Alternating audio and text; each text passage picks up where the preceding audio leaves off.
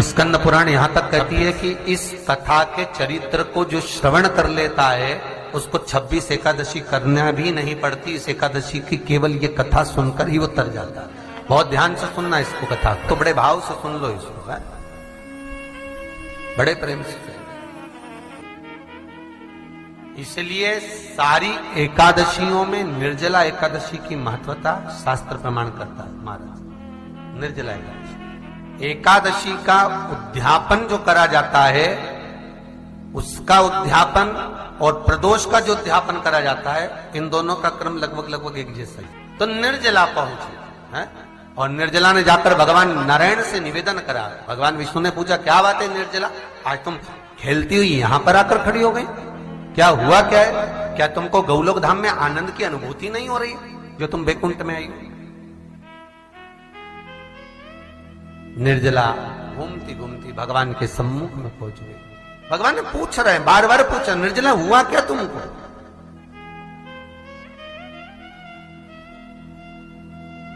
ए निर्जला, ए एकादशी, हुआ क्या है तुमको? क्या कारण है तुम्हारे यहां आने का, बैकुंठ पहुंचने का? बहुत ध्यान देना महाराज।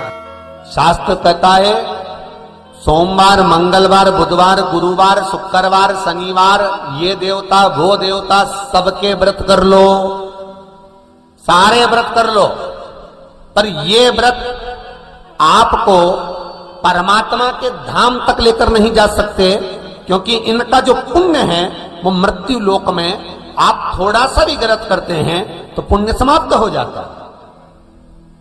पर हिंदू धर्म के 3 व्रत ऐसे बता दिए जिन व्रतों का पुण्य समाप्त नहीं हुआ।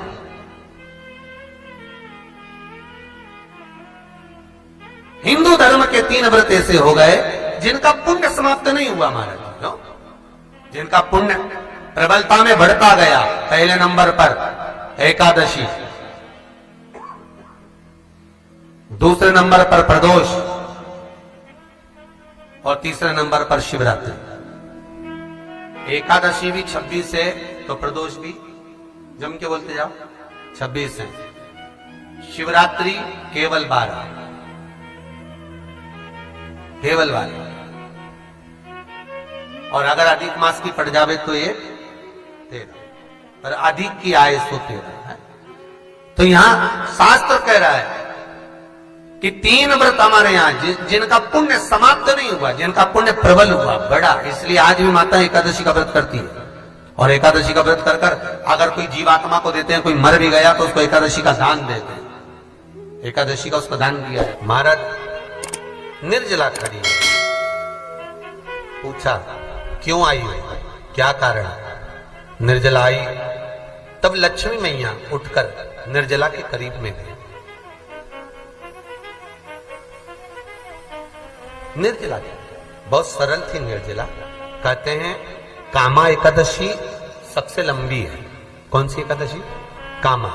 फिर मोक्षदा उससे नीची है महाराज। और निर्जला जो है बिल्कुल छोटा स्वरूप है। निर्जला का मतलब देखा जाए तो केवल 2 चोटी करी हुई है। मस्तक पर भोर लगा हुआ है निर्जला के, माथे पर बिंदी लगी हुई है निर्जला के, सुंदर गले में तुलसी की मालाएं पहनी है निर्जला, हाथ में जो हथ फूल जैसी माताएं पहले पहनती थी, आपको ध्यान में होगा, ऐसा बड़ा फूल होता था, अंगूठियां पड़ी होती थी, हाथ में ऐसा लगा रहता है। तो निर्जला हथ फूल भी तुलसी के धारण करी। बड़ा सुंदर स्वरूप है माता निर्जला का महाराज। छोटी है तो माता लक्ष्मी उनके पास में गई और निर्जला से जाकर पूछा, निर्जला तेरे आने का कारण क्या है, तू बता। नारायण आपसे पूछ रहे हैं कि क्यों आई हो, किस लिए आई हो, क्या है तुम्हारे आने का कारण?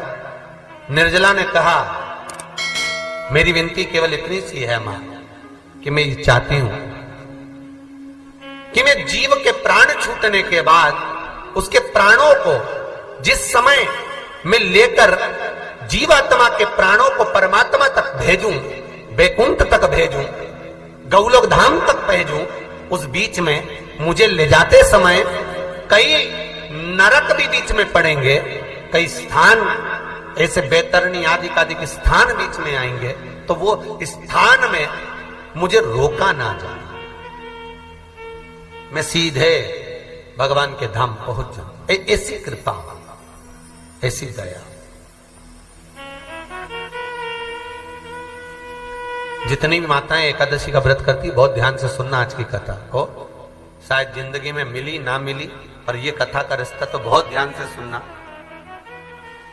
स्कंद पुराण यहां तक कहती है कि इस कथा के चरित्र को जो श्रवण कर लेता है उसको 26 एकादशी करना भी नहीं पड़ती। इस एकादशी की केवल ये कथा सुनकर ही वो तर जाता है। बहुत ध्यान से सुनना इसको, कथा को।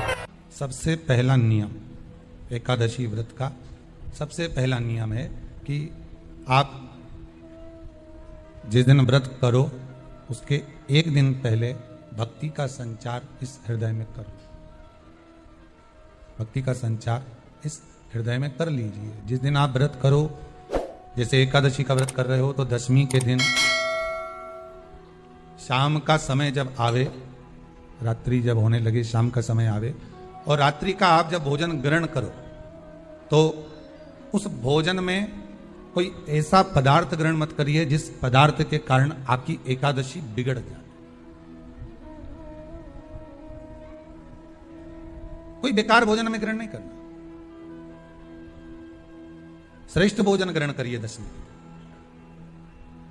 और एकादशी का दूसरा नियम बहुत ध्यान से सुनिएगा। जिस दिन आपकी एकादशी का व्रत हो उस दिन प्रयास करिएगा कि अपने हाथ से किसी भी वृक्ष की कोई पत्ती टूटे ना। अपने हाथ से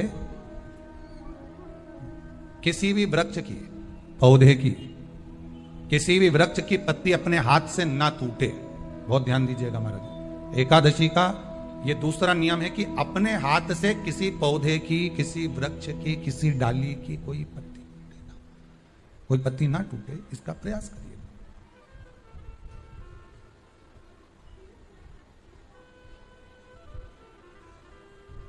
कितना सुंदर व्याख्यान कहा है, कितना सुंदर वर्णन है महाराज, कि मात्र एकादशी का व्रत कर लेने पर, मात्र एकादशी का व्रत कर लेने पर